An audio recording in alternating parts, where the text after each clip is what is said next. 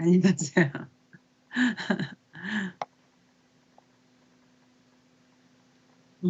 시작됐어? 이제 우리 저번에 한 것처럼 예수님의 공생의 시작은 세례 요한한테 세례 받는 거 갖고 시작한다. 그러고 나서 뭐 여러 가지 있는데 요한복음에서는 예루살렘에 주로 있었던 일을 기록한다. 그래서 첫 번째 유월절이니까 그때 사람들이 다 예루살렘에 모일 때였다. 그래서 예수님이 첫 번째 유월절에 공생회 한 다음에 첫 번째 유월절에 오셔서 한 게 뭐지? 성전을 다 거기 있는 거 다 뒤집어 엎고 막 하는 거 있잖아. 성전 청결케 하시는 거를 했다. 그러면서 거기서 많은 표적을 내니까 사람들이 당신이 하늘에서 내려온 사람이지 어떤 표적을 보여봐라. 우리가 당신이 성전을 이렇게 뒤집어 엎을 무슨 권한이 있느냐 막 이런 거 있잖아. 그러더니 이 성전 헐라 내가 3일 만에 다시 짓겠다.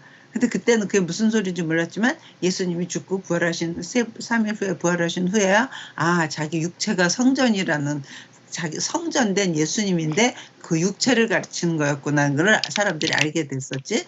그 다음에 이제 두 번째 유월절 때는 그리고 첫 번째 유월절 하니까 전 세계의 사람들이 다 예루살렘에 모였다가 다 자기네 집으로 가고 그 소문이 어느 정도 다 많이 났어. 세계적으로 다 펴졌어. 그 다음에 다시 갈릴리에 가가지고 5 제자를 부르는 장면까지 있어서 베드로, 안드레, 야고보, 요한, 마태까지 그렇게 하고 거기서 한 4개월 정도 있다가 다시 두 번째 유월절이라서 예루살렘에 오셨어. 그래서 그때 한 게 예루살렘에는 한 사건만 있어. 그건 뭐지?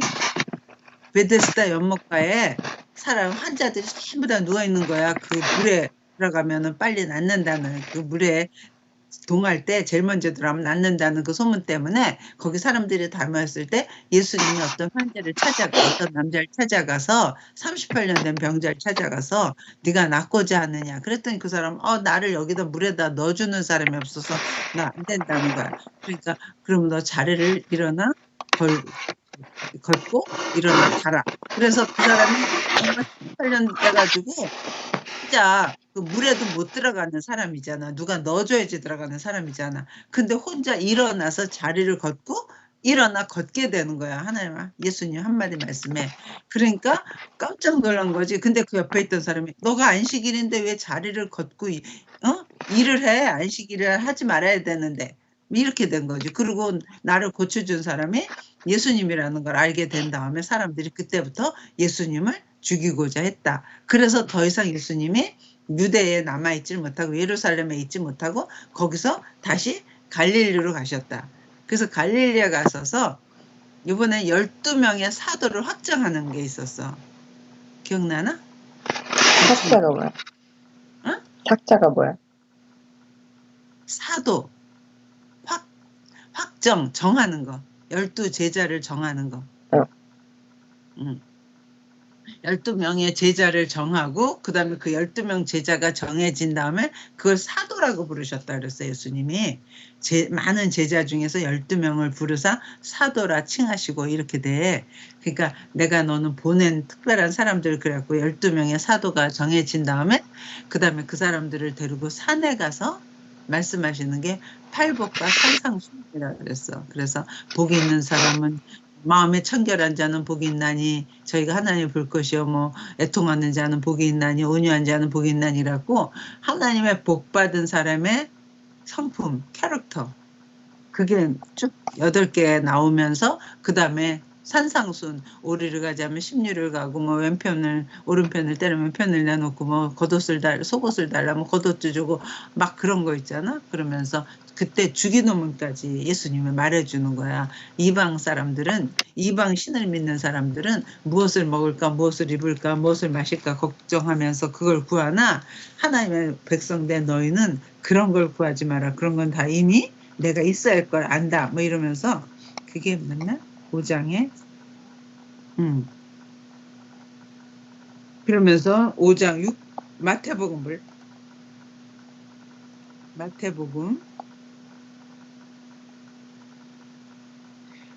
그러면서 마태복음 5장에 보니까 옛사람에게 뭐 말한 바 옛사람한테는 살인하지 말라 그랬지만 나는 벌써 형제를 미워하면 살인한 거다.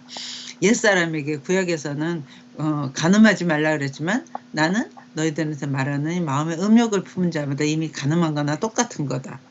그 다음에 43절 같은 거 봐봐. 또 그러니까 38절 같은 거 봐.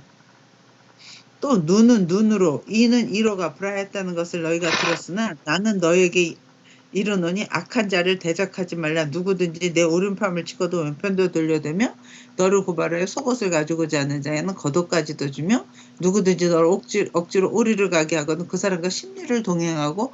완전히 다른 삶의 차원이 완전히 다른 거잖아. 내게 구하는 자에게 주며 내게 꾸고자 하는 자에게 거절하지 말라. 또 내 이웃을 사랑하고 내 원수를 미워하라 하였다는 것을 너희가 들었으나 구약에서는 이웃을 사랑하고 원수는 미워하라는 걸 듣지만 나는 너에게 이르노니 너희 원수를 사랑하며 너희를 박해하는 자를 위하여 기도하라.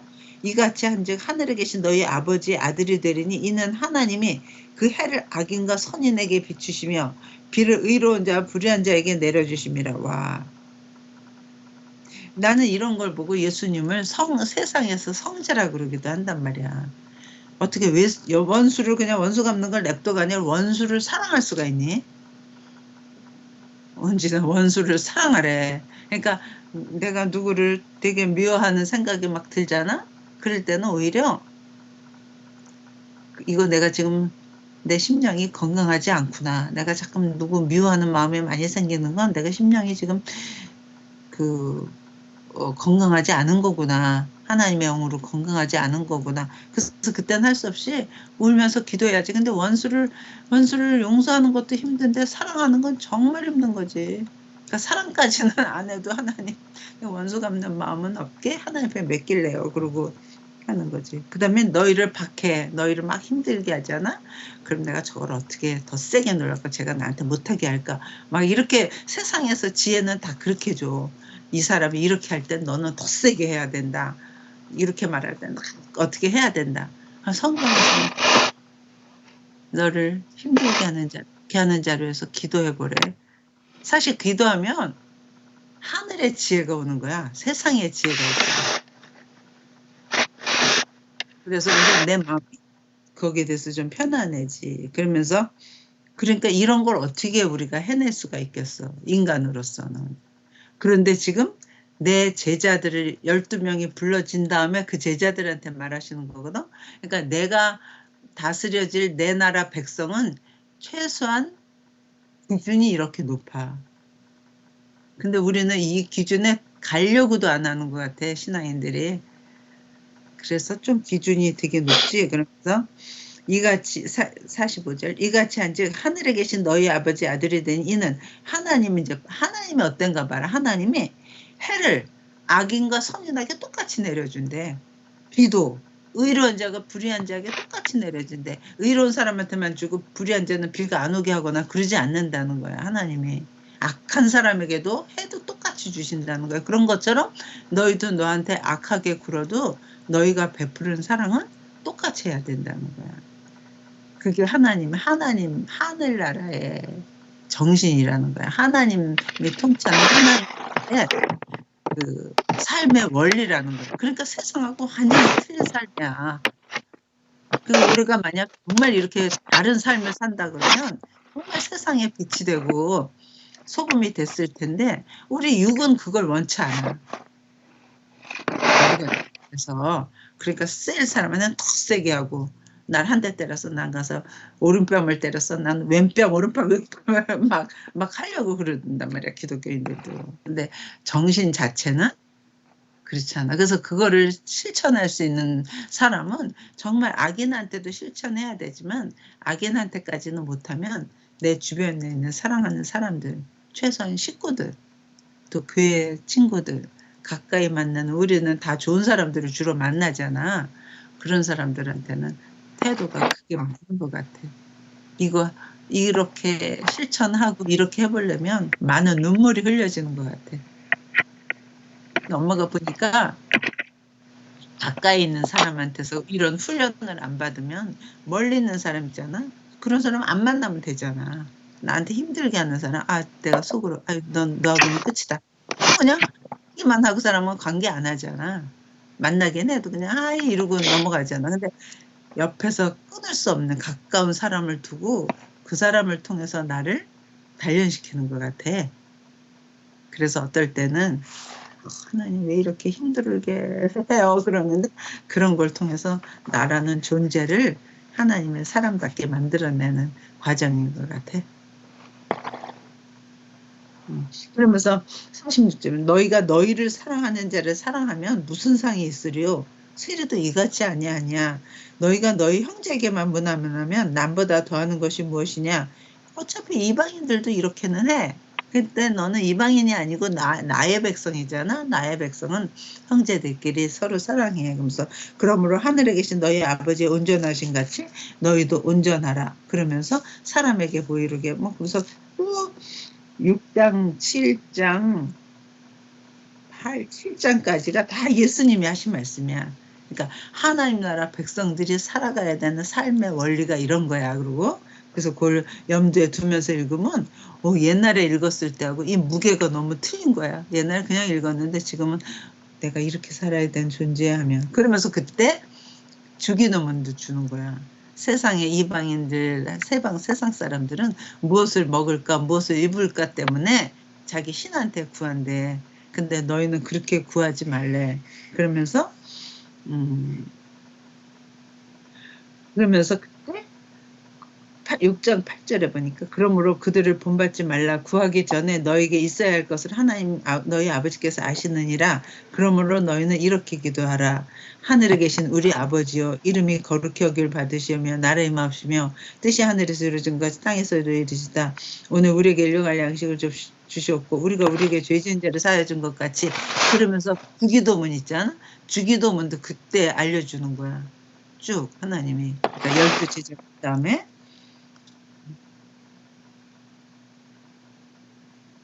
그래서 그런 거를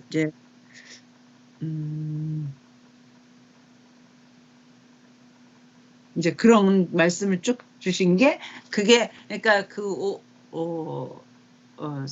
산상수훈하고 그렇게 이제 쭉 한 다음에 그 다음에 세 번째 유월절이 된 거야. 그러면서 거기서 많은 이제 역사들 하는데 세 번째 유월절이 됐는데 그러면 다시 예루살렘에 가야 되는데 예루살렘에 가면 자기를 또 죽이려고 그랬었잖아. 저번에 두 번째 입을. 그러니까 이번에 안 가고 거기서 그 베세다 바닷가에 있는데 갈릴리 바닷가 근처에서 오병이어 사건을 내는 거야. 그래서 다시 요한복음으로 물어봐. 요한복음의 6장을 봐봐. 이거는 저번에 했어. 이 많은 사람들인데 저 사람들은 어디서 사서 먹일까 그랬더니 어떤 필지 안드레가 어떤 아이가 떡 2개, 떡 5개와 보리떡 물고기 2마리가 있다는 그걸 가지고 다 먹였어. 그래 놓고 사람들이 와 먹을 게 생기고 막 아픈 자가 다 낫고 그러니까 이 사람이 우리가 기다렸던 그 메시아인가 보다 그 선지자인가 보다 이 사람이 왕이 됐으면 좋겠다. 그리고 이 사람을 왕 삼아야 돼. 그리고 막 여론이 도는 거야. 그럴 때 예수님이 빨리 제자들을 보내. 여기 있지 말고 12제자를 빨리 가라고 자기는 사람을 보낸 다음에 자기는 산에 가. 그리고 밤중에 그 제자들이 배 타고 가는데 막 풍랑이 일고 그러는 거야. 근데 예수님이 거기를 무리를 걸어오는 거야. 그래서 거기서 같이 만나가지고 너무 깜짝 놀랐지. 처음엔 유령인 줄 알았는데 아니다 내다. 그러니까 배 타고 같이 갔는데 그제서 제자들이 아까 떡 만들어진 것도 봤지. 그 다음에 무리로 걸어오시는 것도 봤지. 그러니까 그 제자들이 더 놀라면서 예수님을 정말 하나님의 아들로 점점 믿게 되는 거야. 그리고 드디어 이제 가버나움에 도착을 했다. 그랬는데 그 다음날 난리가 난 거야 사람들이. 어제 갔던 사람들이 떡도 다 있어. 그 예수님 어디 있어? 그러면 예수님 찾아오는 거야.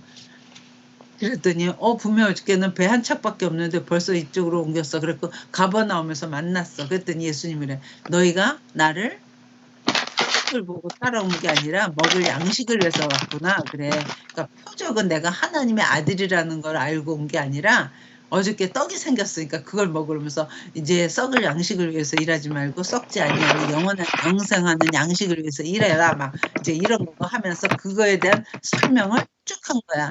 내가 바로 영생하는 생명의 떡이다. 옛날에 생명을 얻기 위해서 하늘에서 내려준 만나를 먹어야 됐던 것처럼 이제 이 세상을 살아가는 광야 같은 살아가는 길에 하나님 하늘에서 내려준 양식을 먹어야 되는 건데 그때 그 하늘에서 내려준 양식이 바로 나다.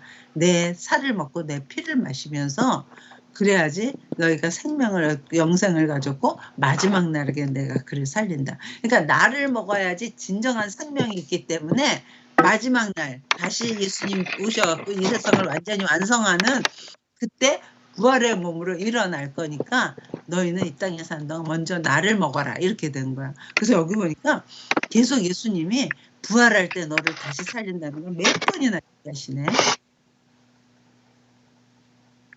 그래서 광야에서 너희가 떡을 먹어서 죽었지만 나를 먹는 자는 죽지 않는다. 그러면서 어딜 보냐면 47절 봐. 6장 47절. 진실로 진실로 너에게 이르노니 믿는 자는 영생을 가졌나니 나를 하나님 보낸 나를 믿는 자는 내가 곧 생명의 떡이니라. 너희 조상들은 광야에서 만나를 먹었어도 죽었거니와 이는 하늘에서 내려오는 떡이니 사람으로 하여금 먹고 죽지 아니하게 하는 것이니라. 나는 하늘에서 내려온 살아있는 떡이니 예수님 자기가 떡이래. 사람이 이 떡을 먹으면 영생하리라. 내가 줄 떡은 세상의 생명을 위한 내 살이라. 내 살을 먹어야 되는데 그게 떡이래. 그랬더니 사람들이 뭐야 우리가 식인종이야? 어떻게 저 사람 살을 먹어? 이게 무슨 말이야? 막 이랬어. 그래서 50이죠. 그러므로 유대인들이 서로 다투 이랬더니 이 사람이 어찌 능히 자기 살을 주어 우리에게 먹게 하겠느냐? 그랬더니 예수님이 그래. 진실로 내가 너에게 이르노니 인자의 살을 먹지 아니하고 인자의 피를 마시지 아니하면 너희 속에 생명이 없느니라. 그러니까 우리가 하나님이 내려준 생명을 먹기 위해서는 생명을 갖기 위해서는 뭘 먹어야 된다는 거야? 예수님의 살과 피를 먹어야 된다는 거야. 어떻게 우리가 살과 피를 먹냐? 그러면서 54절 내 살을 먹고 내 피를 마시는 자는 영생을 가졌고 마지막 날에 내가 그를 살린다. 그러니까 영생이 없으면 하나님이 주신 생명이 없으면 마지막 날에 살아날 수 없는 거야. 부활의 생명으로 나올 수 없는 거야. 근데 하나님이 우리한테 주신 영원한 나라 하나님 나라는 이 땅에 70년 80년만이 아니라 앞으로 예수님 재림할 때 완성된 하나님 나라가 우리한테 주어질 건데 그 나라 사람이 되기 위해서는 너한테 영생이 있어야 된다는 건데 영생은 내가 주는 살과 피라는 거야. 그러면서 내 살을 먹고 내 피를 마신 자는 영생을 가지고 마지막 날에 내가 그를 다시 살리니 내 살은 참된 양식이요 내 피는 참된 음료로다. 내 살을 먹고 내 피를 마시는 자는 내 안에 거하고 나도 그의 안에 거하나니 이런 살아계신 아버지께서 나를 보내심에 내가 아버지로 말미암아 사는 것 같이 나를 먹는 사람도 그 사람도 나로 말미암아 살리라. 이것은 하늘에서 내려온 떡이니 조상들이 먹고도 죽은 그것과 같지 아니하여 이 떡을 먹는 자는 영원히 살리라. 이 말씀은 예수께서 갸버나움 회당에서 가르칠 때 하셨느니라. 그러니까 오병이어 사건 낸 다음에 배 타고 가버나움으로 와가지고 사람들이 막 자기를 찾아다녔어. 그 사람들하고 제자들을 데리고 회당에 갔을 때 그 며칠 전에 냈던 사건 있잖아. 그거를 잘 설명해 주는 거야. 너희는 떡을 먹으려고 날 찾아왔지만 너희가 진짜 먹어야 되는 건 나를 먹어야 되는 거야. 내 살과 피를 먹어야. 그래야지 너희가 영생을 가지고 마지막 날. 그러니까 사람들이 막 수근수근거려. 우리가 어떻게 자기 피를 먹느냐? 그래서 60절 봐. 제자 중 여럿이 듣고 말해야 돼. 이 말씀 어렵도다. 누가 들을 수 있느냐 한데 예수께서 스스로 제자들이 이 말씀에 대하여 수군거리는 줄 아시고 이르시되 이 말이 너에게 걸림이 되느냐. 그러면 너희는 인자가 이전에 있던 곳으로 올라가는 것을 본다면 어떻게 하겠느냐. 살리는 것은 영이니 육은 무익하니라. 내가 너희의 일은 말이 영이요 생명이라. 그러나 너희 중에 믿지 아니하는 자들이 있다. 그러면서 그런 소리를 쫙 듣고 나니까 사람들이 와 나는 여기서 지금 떡이 생겼고 밥이 생겼기 때문에 예수님을 따라왔는데 예수님은 그걸 준다는 게 아니라 무슨 영원한 생명이고 자기 피를 먹어야 돼 자기 살을 먹어야 돼. 이게 아니잖아. 우리가 따라왔던 그 예수님한테서 얻으려고 했던 게 아니잖아. 그래서 그때부터 사람들이 많이 떠난다는 거야. 그래서 66절 그때부터 이런 설교를 하고 나니까 이런 말씀을 전해주고 나니까 그의 제자 중에서 많은 사람이 떠나가고 다시 그와 함께 다니지 아니하느라. 그러니까 사실은 생명의 양식을 취하러 왔다가 영의 양식을 먹어야지 그게 진짜 복이잖아. 그럼 영의 양식을 먹은 사람은 생명의 양식도 얻고 할 수 있는데 생명의 양식만 구하러 왔다가 영의 양식을 못 먹잖아. 그러면 그 사람은 떠나게 돼 있어. 그래서 많은 경우에도 교회 오면 복 받아요. 교회 오면 뭐 모든 것이 잘 돼요. 근데 막상 교회 왔는데 잘 되는 것만 있지 않잖아. 흉년 나면 같이 흉년 나지. 홍수 나면 자기네 집도 홍수 나지. 그러니까 뭐야? 그래갖고 내가 더 잘 되려고 하는데 그렇지 않아. 그러면 영생의 양식을 먹 전에는 떠나게 된다. 그래서 반드시 교회에서는 하나님한테 예수님한테서 영의 양식을 먹어야지 그 다음엔 다시는 세상의 양식 때문만 찾아오질 않는 거야. 근데 여기서 지금 다 떠났다는 거야. 예수님이 너무 안타까웠을 것 같아. 어떡하냐 쟤네들. 목이 고다하고 그거하고 다 떠나. 그러니까 67절 예수께서 12제자에게 이르시되 너희도 가려느냐? 그러니까 12제자는 남아있고 딴 사람들은 많이 갔나 봐. 그때 시몬 베드로가 이르되 주여 영생의 말씀이 주께 있사오니 우리가 누구에로 가오리까? 저는 예수님과 끝까지 따라갈 겁니다. 이렇게 돼서 정말 복된 소리를 해. 그러고 나서 7장에 가서 초막절이 된 거야. 근데 이제 우리가 이렇게 해서 사람들이 많이 따라왔잖아. 그리고 떠나게 됐고. 그러니까 예수님이 물어 제자들한테. 사람들이 나를 많이 찾아오는데 사람들이 나를 누구라 하느냐. 그래가지고 어딜 보냐면 마태복음을 봐. 마태복음 16장을 봐.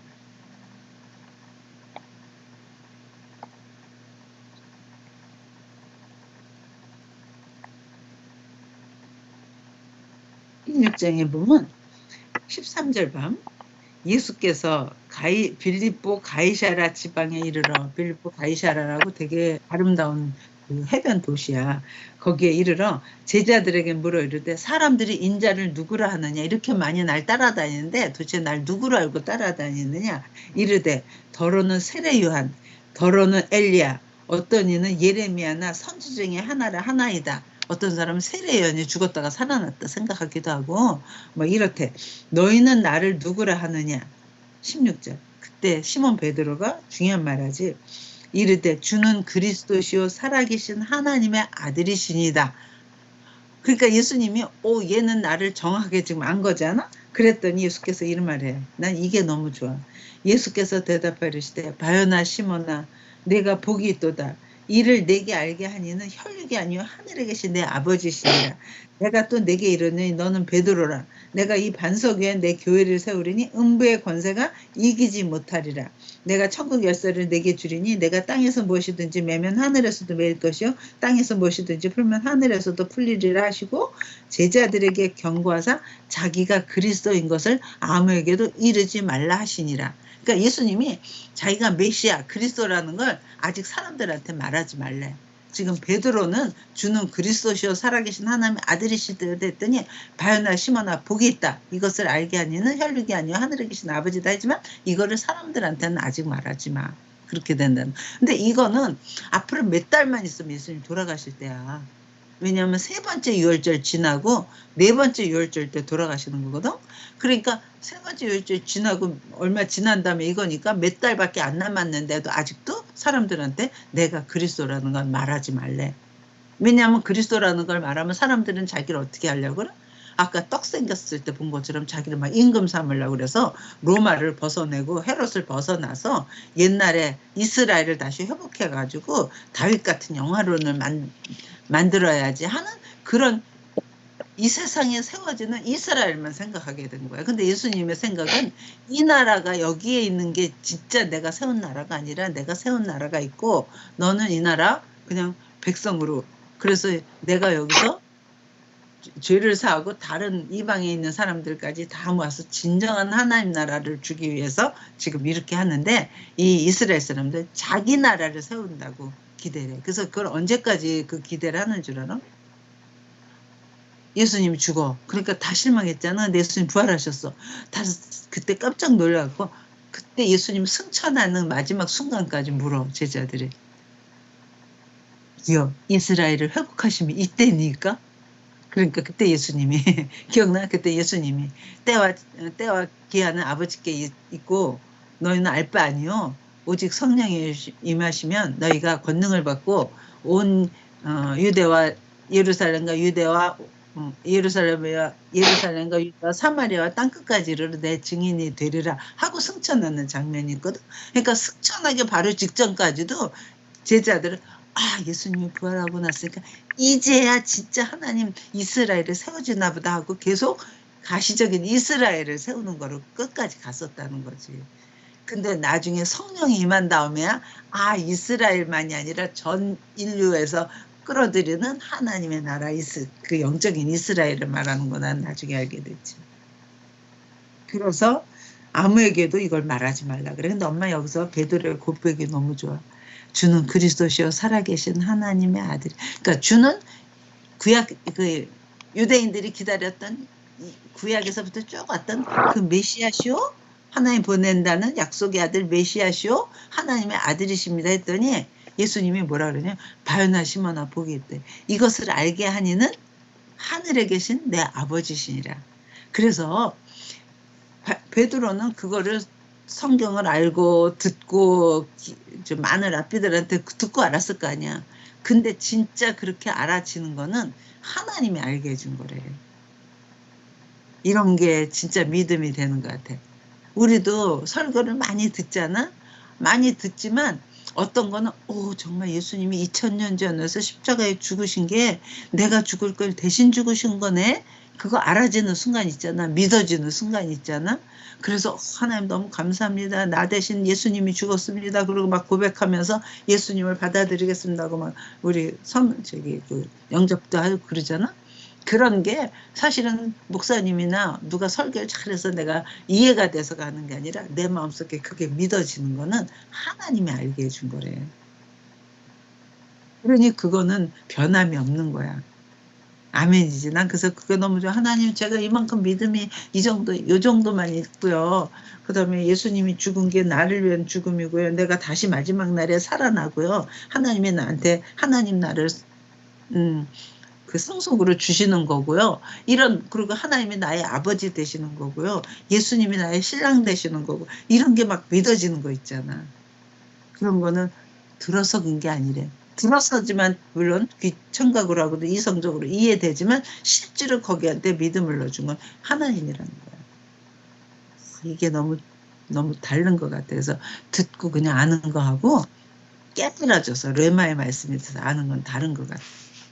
이런 게 많을 때 그게 진짜 믿음이 되는데, 그래서 지금 베드로가 너무 칭찬을 받았잖아. 윤하시면 내가 복이 있다. 근데 바로 21절 이때로부터 그런 말씀을 듣고 나서 그리스도라는 이제 제자들이 한다는 말을 듣고 내가 그 반석 위에다 내 교회를 세울 거야. 그 고백 위에다가 내가 교회를 세울 거야. 이렇게 된 거지. 근데 21절 이때로부터 예수 그리스도께서 자기가 예루살렘에 올라가. 그러니까 이때로부터가 뭐야? 주는 그리스도의 살아계신 하나님의 아들이십니다는 정확한 예수님에 대한 규정이 딱 결론이 난 다음에 이때로부터 예수 그리스도께서 자기가 예루살렘에 올라가 장로들과 대제사장들과 서기관들에게 많은 고난을 받고 죽임을 당하고 제3일에 다시 살아나야 할 것을 제자들에게 비로소 나타내시니라. 그러니까 오병이어 사건도 내고 예수님이 누구라는 거 정확하게 안 다음에야 예수님이 자기가 죽게 될 거고 3일 후에 다시 살아날 거라는 그제서야 말한다는 거예요. 그러니까 초장부터 예수님이 첫 번째 유월절 막 그때부터 내가 3일 만에 죽고 다시 살아나리라 막 이런 얘기를 하면 누가 예수님을 따라다니겠니? 이 사람들은 막 떡이 생기고 막 병자가 나니까 막 따라다니는데, 그런데 이제 충분히 따라다녀서 내가 누구라는 걸 완전히 알게 됐잖아. 그러면 그 완전히 알게 된 거 위에다가 이제 하나님이 나를 교회 삼는 거지. 나를 세상에서 불러낸 거잖아. 그렇게 해서 그래 놓고 그 사람한테는 이제 내가 죽는다. 그러나 3일 후에 살아난다. 그런 얘기를 하게 된다는. 그래서 엄마도 이거 되게 그런 주는 그리스도시요 살아계신 하나님의 아들이십니다. 그 고백을 했더니 그 고백 위에다 교회를 세우잖아. 그러니까 그렇게 자기가 입으로만 고백하니까 진짜로 신앙 고백을 한 거잖아. 그 사람만이 교회가 되는 것 같아. 그 사람만이 하나님께서 불러내심을 받은, 세상에서 불러내심을 받은 자 같아. 그러니까 아무리 교회를 다녀도 예수님은 병 고쳐주는 자, 예수님 복 주는 자의 정도 알아가지고는 진정으로 교회가 될 수는 없는 것 같아. 이건 엄마 생각인데. 우리는 교회 가면 다 내가 하나님의 교회가 됐다고 생각하는데, 교회 가서는 꼭 예수님이 누군지, 하나님이 보내신 우리의 구원자시며 하나님의 아들이라는 그 믿음이 있을 때에만 교회가 되는 것 같아요. 교회가 된다는 게 무슨 뜻이야? 교회라는 건 에클레시아잖아. 아니, 엄마가 말하는 그 교회가 된다 안 된다 그게 무슨 뜻이냐고. 에클레시아라는 게 뭐냐면 세상에서 불러내심을 받은 자의 모임이야. 그러니까 세상에서 불러내심을 받는 거야. 불러내심을 받는 거가 어떨 때 불러내심을 받냐면 예수님은 메시아시오, 구원자시오, 하나님의 아들이십니다가 믿어진 사람들만이 세상에서 불러내심을 받는 것 같아요. 그러니까 우리는 지금 교회에 많은 사람들이 있잖아. 그런데 진심으로 주는 그리스도시오, 하나님 보내신 메시아시오, 하나님의 아들이십니다가 완전히 믿어주고 고백한 자가 교회가 되는 것 같아요. 교회라는 건 무슨 건물 돼가지고 여기 사람들이 모이는 게 아니라 한 사람 한 사람이 교회잖아. 불러내심을 받은 거잖아. 그 사람들이 모여준 게 또 큰 교회가 되는 거고. 하나가 교회면서 그 교회들이 모여서 또 하나의 단체 교회가 되는 거지. 지금 우리가 다니는 교회 어느 모임처럼 그런 게 교회는 아니라는 거지. 그 교회는 교회도 있고 안 교회도 섞여 있는 거야. 사실은 지금 교회 내에는. 그래놓고 진정으로 교회가 된 사람들한테 하는 말이 예수님의 고난을 말해줘. 그랬더니 당장에 베드로가 뭐라, 예수님 말도 안 되는 소리 하지 마세요. 그런 일 절대로는. 지금 예수님 비로소 그 말을 하니까 조금 전에 했던 그 베드로가 22절 보니까 베드로가 예수를 붙들고 항변하 이르되, 항변 위박, 그 되게 야단친다는 거잖아. 야단치면서 주여 그리마옵소서, 이 일이 결코 주께 미치지 아니하리이다. 그랬더니 예수께서 돌이키시며 베드로에게 이르시되, 사탄아 내들어 물러가라. 너는 나를 넘어지게 하는 자로다. 내가 하나님의 일을 생각하지 아니하고 도리어 사람의 일을 생각하는도다. 그럼 베드로는 말이야, 조금 전엔 주는 그리스도였으니까 하나님이 알려준 거다 했는데 또 금방 육신의 생각대로 예수님이 죽는다니요, 말이 되지도 않는 소리도 하지도 마세요, 막 이렇게 한 거잖아. 그랬더니 갑자기 또 사탄이 되는 거잖아. 사탄이 되는 게 아니라 사탄의 생각이야. 그렇게 하면 안 돼. 사람의 일을 생각하지 마. 이렇게 된 거잖아. 그러면서 그때 그러니까 어느 제자가 예수님 잘 죽으세요 이러겠냐고.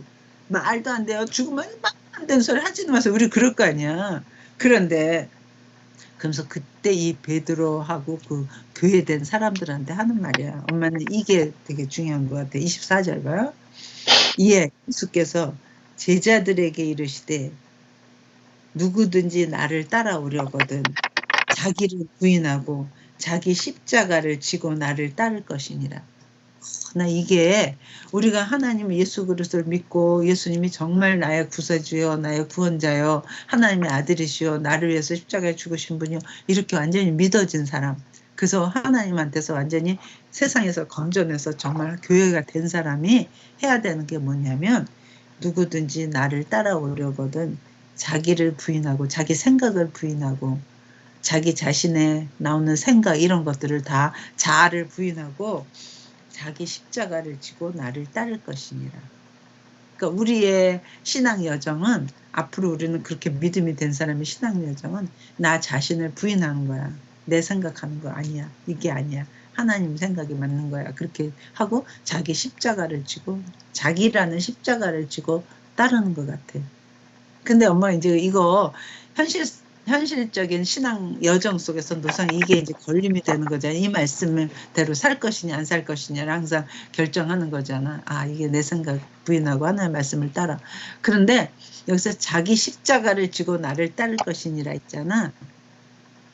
난 그게 너무 묘한 표현 같아. 자기라는 십자가를 지는 것 같아. 제일 무거운 십자가가 나를 부인하는 건데, 근데 내가 그거 생각하면서, 아, 예수님이 십자가를 쥐고 골고다산으로 올라갔잖아. 그지?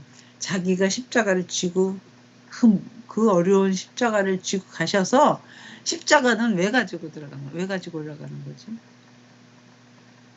죽으러? 십자가는 왜 지고, 왜 지고 올라가는 거지? 죽으러? 그치.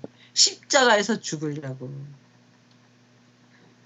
그러니까 십자가만 가지고 가잖아? 그럼 고생만 해. 근데 십자가에다 얼른 나를 죽여. 그러면 어떻게 되는 거야? 예수님이 십자가에 죽었어. 그러니까 어떻게 돼? 부활하셨어. 그런 것처럼 내가 십자가를 지고만 가면 나는 고생스럽기만 해. 근데 거기서 빨리 죽으면 어떻게 해? 죽고 그럼 부활의 생명이 나온다는 거야. 이거는 경험해 봐야지 아는 건데. 그러니까 인생 살면서 그래 나는 그리스도와 함께 죽었습니다를 빨리 고백을 하면 그 다음에는 말만 고백하는 게 아니라 진정으로 고백을 하면 그러면 난 끝난 것 같아. 난 아무것도 아니야. 그 아니라는 거야. 그러면 부활 생명이 온 것처럼 나한테 예수님의 부활 생명이 그제서야 내 안에서 그리스도의 생명이 막 역동한다는 거야. 이거는 말로만 하면 참 어렵고 경험을 해야 돼. 근데 언제 경험할 수 있냐면 인생이 쉽고 잘 나갈 때는 누가 십자가에 나를 죽었다고 고백을 하겠니? 근데 인생이 막 힘들어. 내 자존심이 너무 상해. 막 못 견디겠어. 너무 상해. 내가 너무 비참해져. 막 그런 바닥을 인생의 바닥을 칠 때 내가 여기서 이렇게 자존심 상하다. 너 억울하다 할 게 아니다. 그래. 내가 그리스도와 함께 십자가에 못 박혔지 나는. 그리고 내가 죽었습니다. 난 십자가에 못 박힙니다. 그때 내가 완전히 죽는 걸 고백해. 그러고 나면 너무 놀랍게 억울했던 마음, 자존심 상했던 마음이 싹 없어지면서 오히려 그들을 사랑하고 그들을 품을 다른 마음이 생기는. 그래서 아 이런 게 부활 생명이라는 거구나 알게 되더라고. 그리고 많은 파트에서 자유하게 돼.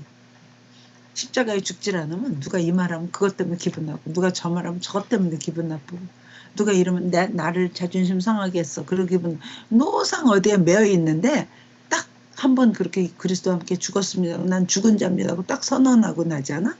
그러면 많은 파트에서 아유 네가 아무리 그 말해도 괜찮아. 별 바더가 안 돼. 그래서 이게 자유해지는 것 같아. 네, 이런 거 그냥 한 번 들었다고 되는 게 아니고 엄마도 신앙생활 몇십 년을 하면서 또 모태신앙으로 몇 대째 하면서 그때 느꼈던 거야. 아, 이때쯤 되니까 이제 내가 이 말이 무슨 말인지 고민하게 되고 그러고 나니까 그 말이 그 말씀대로 십자가에 죽었다는 경험을 하는 날이 있더라고.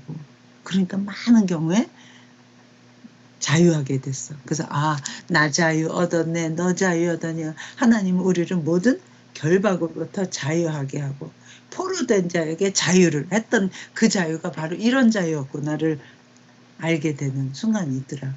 근데 그때가 그리스도와 함께 죽었다는 고백은 결단코 내 육신이 루루랄 때 루루랄 하고 좋을 때는 죽을 이유도 없어. 죽을까 봐 겁나지. 그런데 내가 가장 비참한 자리가 있고 그럴 때 그런 고백이 나와. 그러면 완전히 새 사람이 되는 거야. 오케이? anyway. 이렇게 하고 지금 이제 그러니까 예수님이 그 베드로 그러니까 오병이어 사건 난 다음에 베드로를 통해서 주는 그리스도시요 살아계신 하나님의 아들이라는 고백을 듣고 그때 비로소 1차 이제 3번 일은 내가 죽을 거라는 거 3번 얘기하시거든. 근데 이때가 한 게 첫 번째 1차 순환 예고였어. 그리고 그렇게 한 다음에 제자들을 이끌고 엿새 후에 6일쯤 지난 다음에 변화산으로 가는 게 17장이야. 마태복음 17장. 엿새 후에 예수께서 베드로와 야고보와 요한 세 형제를 세 제자를 데리고 높은 산에 올라가서 그들 앞에서 변형돼. 그래갖고 얼굴이 해같이 빛나며 옷이 빛과 같이 휘어지며 그때 모세와 엘리야와 예수가 더불어 말하는 것을 그들에게 보이는 거야. 그러니까 산에 올라갔는데 갑자기 예수님이 우리하고 똑같은 줄 알았는데 예수님은 다르게 보이는 거야. 막 얼굴이 빛같이 빛나고 해같이 빛나고 옷도 막 빛같이 빛나. 이거 옷이 아무리 그래도 빛 같겠어? 근데 그렇게 보이는 거야. 그러면서 거기 누구도 보이냐면 3절 보니까 그때 모세와 엘리야와 예수가 더불어 말하는 것을 이 세 제자들 앞에서 그 보이게 되는 거야. 그러니까 그때 베드로가 여기가 너무 황홀하고 좋아. 예수님은 확 그러니까 그 베드로가 여쭈어 이르되 주여 우리가 여기 있는 것이 좋사오니 만일 주께서 원하시면 내가 여기서 초막 셋을 짓되 하나는 주님을 위하여 하나는 모세를 위하여 하나는 엘리야를 위하여 하리이다. 자기가 무슨 말 하는지도 모르고 여기서 영원히 살았으면 좋겠어요 하면서 집을 짓겠다 그래. 그렇게 말할 때 5절 말할 때 호련히 빛난 구름이 그들을 덮으며 구름 속에서 소리가 나서 이르되 이는 내 사랑하는 아들이요 내 기뻐하는 자니 너희는 그의 말을 들으라 하시는지라. 놀라운 경험을 하는 거야. 지금 예수님과 같이 변화산 가서 그런 장면인데 소리가 나는 내 아들이 기뻐하는 자는 너희는 그 말을 들으라. 6절 제자들이 듣고 엎드려 심히 두려워하니 예수께서 나와 그들에게 손을 대시며 일어나라 두려워하지 말라 하고 보니 눈을 뜨고 보니 눈을 들고 오직 예수 외에는 아무도 보이지 아니하더라. 내가 여태까지 뭘 본 거야 한 거야. 그래서 이게 지금 무슨 장면이야. 그리고 그들이 산에서 내려올 때 두 번째 예수님이 자기 죽는 걸 얘기해. 산에서는 이르시되 인자가 죽은 자 가운데서 살아나기 전에는 본 것을 아무에게도 이르지 말라. 내가 너한테 보여줬지만 이건 뭐야. 예수님이 죽었다 살아난 다음에 자기가 어떻게 변형되는지를 먼저 보여주는 거잖아. 똑같이 우리랑 선생님 뭐 배고파요 어쩌고 같이 다녔던 사람인데 사실은 이분이 하나님의 아들이라는 걸 알고 나니까 고백하고 나니까 자기가 죽을 거고 근데 죽은 걸로 끝난 게 아니야. 이렇게 해같이 빛나고 이렇게 빛과 같이 변화돼. 근데 이거는 내가 죽고 3일 만에 부활한 후에야 사람들한테 말해. 지금 말해도 모르니까 이렇게 된 거야.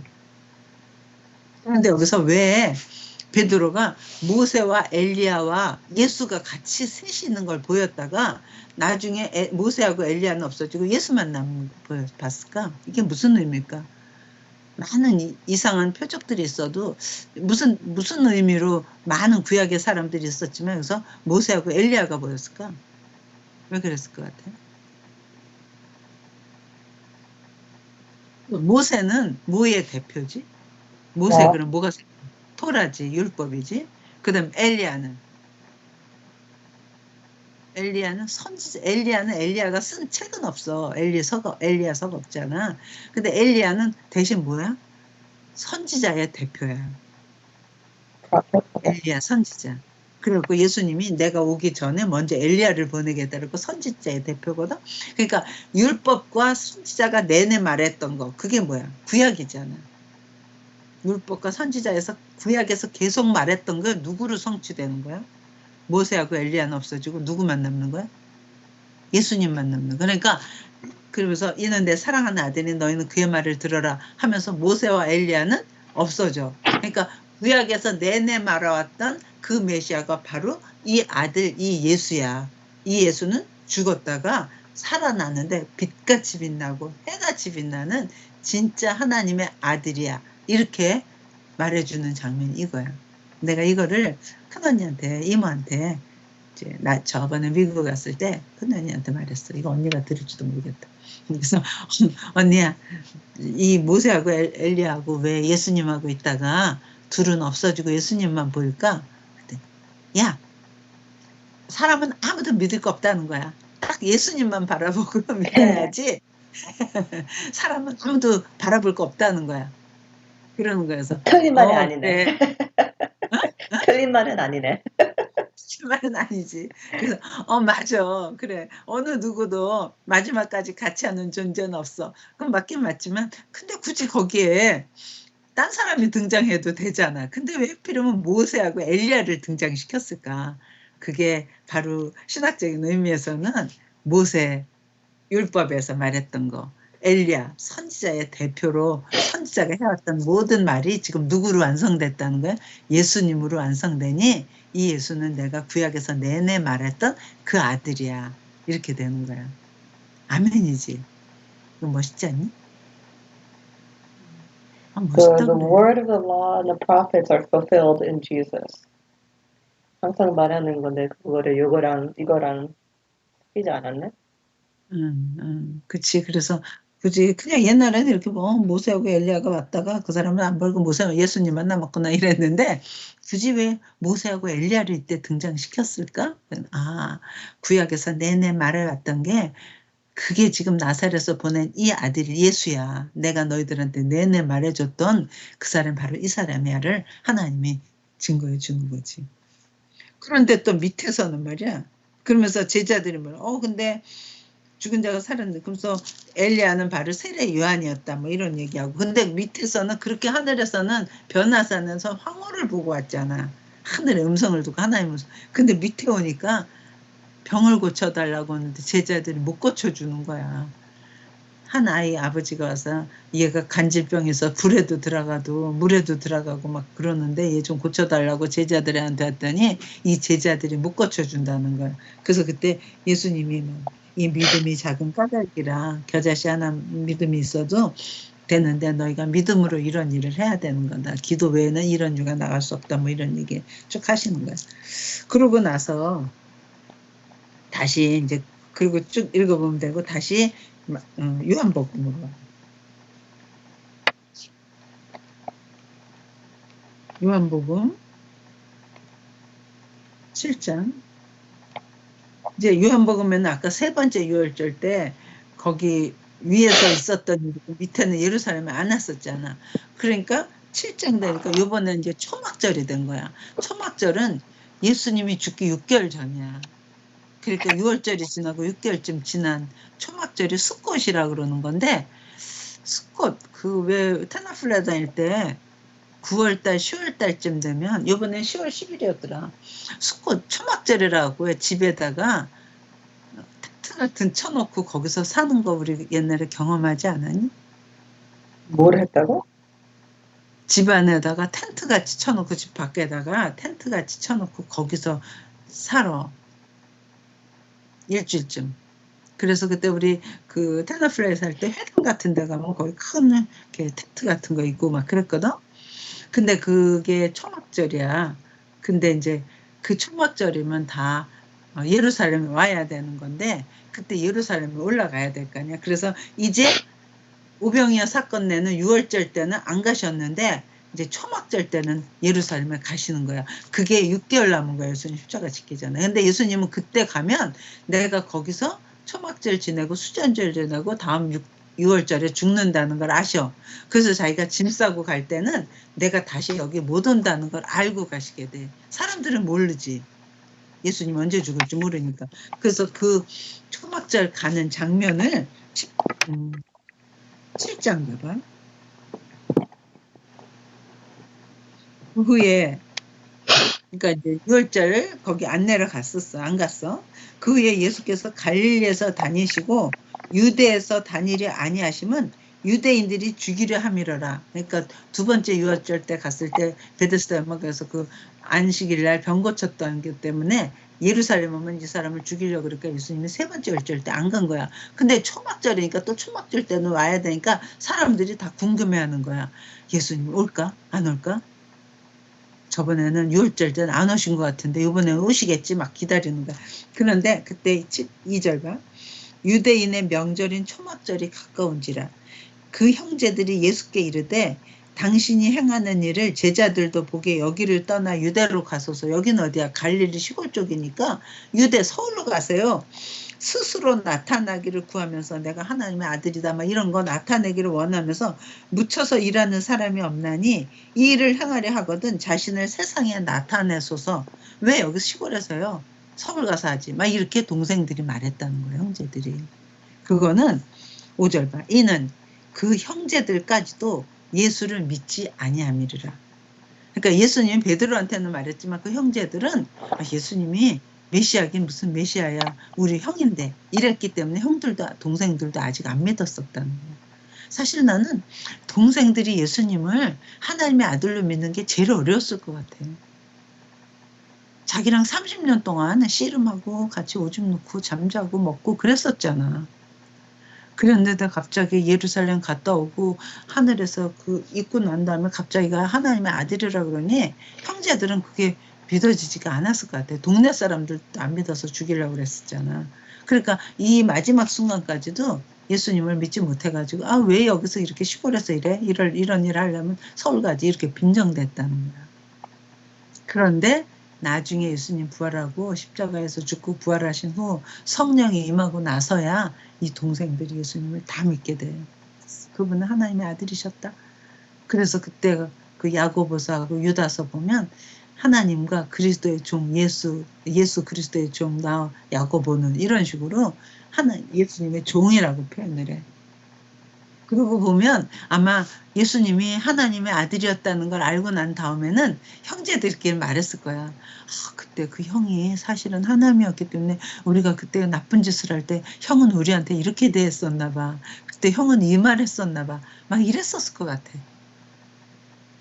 그지? 더 다른 사람, 더 다르게 아주 인간의 모습 그대로 100% 인간인 예수님의 모습도 경험해봤고 하나님의 아들인 신성현 100%도 경험하는 게 예수님의 동생이었을 것 같아.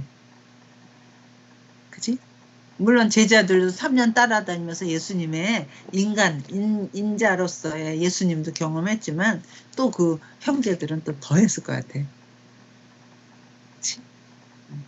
이러면서 그랬더니 예수께서 이르시되 내 때는 아직 이르지 아니하였거니와 너희 때는 늘 준비되어 있느니라. 세상이 너희를 미워하지 아니하되 나를 미워하나니 이는 내가 세상의 일을 악하다고 증언하라. 그러니까 세상은 예수님을 미워해. 그러니 세상은 예수 믿는 사람도 미워해. 그 세상하고 예수님 믿는 사람이 잘 맞는다 그러면 그건 좀 수상한 거야. 어떤 면에서는 맞긴 하지. 그 사람 도와주고 그럴 때는. 그러나 근본적으로는 세상은 예수님을 미워하듯이 예수 믿는 사람도 세상을 미워하게 돼 있어. 우리가 세상에서 미움을 받지 않는다 그러면 그거는 좀 수상한 거야. 근데 못된 짓해서 미움받는 게 아니라 좋은 일을 하면 할수록 미워해. 우리가 만약 친구들이 있어. 근데 제가 오리를 가자 했어. 근데 우리가 심리를 쟤랑 더 가주자. 그러면 옆에 아이들은 뭐라 그러니? 웃기지 마. 너 이렇게 바보 같으냐? 너만 잘나냐? 막 이러고 우리를 비웃어. 안 그래? 그래서 세상은 우리한테 예수님을 반대해서 오죽했으면 예수님. 그리고 세상은 사단의 세상이야. 사단이 점령하고 있어. 그래서 사단의 세상 속에서 하나님의 백성으로 불러낸 거지 세상 자체가 하나님이라 그러면 하나님 불러낼 필요가 없는 거야. 근데 세상은 사단의 권세를 했기 때문에 그 권세에서 꺼내놓는 거야. 그래서 세상에서부터 불러내는 거야. 그러니까 세상하고 내가 똑같을 수가 없는 거야. 이제 시간이 가면 갈수록 그게 더 극명해지게 되지. 끝작으로 그랬을 때. 나중에는 세상이 어떻게 하는 줄 알아? 예수 믿는 사람을 핍박하는 때가 와. 예수님이 왔을 때도 세상은 예수님을 핍박했어. 그래서 12 제자들이 다 죽었어. 예수님도 죽고. 그런데 예수님의 승리로 우리 이방한테 다 가지만 마지막 역사가 끝날 때는 다시 적그리스도가 등장해갖고 세상의 모든 사단의 권세가 다 모여가지고 하나님의 사람들을 다 핍박하는 역사의 끝이 있어. 그래서 그때는 적그리스도가 등장할 거고 666 표를 받아야지 매매를 하게 하고 그다음에 그래서 그런 세상의 그런 일환으로 하나님의 말씀을 변개시키는 거지. 그래서 사람을 좋게 하는 것처럼 하지만 하나님의 그 세상에서부터는 다르게 하는 거야. 그래서 그 중에 하나가 너는 듣기 싫어할지 모르지만 그 중에 하나가 동성애도 그런 뜻이야. 하나님은 남자와 여자를 만들었지 여자 남자 구별 없이 만들었는데 네가 나중에 네가 여자 되고 싶으면 여자하고 남자 되고 남자 이렇게 만들질 않았다는 거야. 근데 세상은 하나님과 반대되기 때문에 하나님 하신 일을 꺾어 놓으려고 그래. 그래서 많은 사람들의 마음을 뺏어가가지고 그걸 바꿔놓는 쪽으로 끝에 가서 가. 하나님은 남자와 여자를 만드셔서 거기서 섹스해서 사랑해서 거기서 인류가 본성되게 했는데 그거 아니야. 네가 하나님 그렇게 만드냐. 네가 선택해. 네가 13살 때면 네가 선택할 수 있어. 이렇게 하는 거는 하나님의 말씀을 변개하는 세상의 지혜라는 거지. 그러니까 이런 걸 보고 반대하면 세상이 미워하는 거지. 한심하다. 막. 그러니까 어느 파트에서는 많은 파트에서 세상하고 잘 맞는 것도 있어야지. 육을 사니까. 그러나 근본적으로 들어가면 반드시 갈라지게 돼 있어. 그래서 성경에서 그걸 뭐라 그래? 어둠과 빛을 나눴다 그래. 그리고 낮에 속했고 밤에 속했다 그래. 그래서 우리 하나님 뭐라 그러냐면 너희는 낮의 아들이고 빛의 아들이다. 그리고 밤에 속하지 않고 어둠에 속하지 않았다 그래. 밤과 어둠은 같이 있을 수가 없어.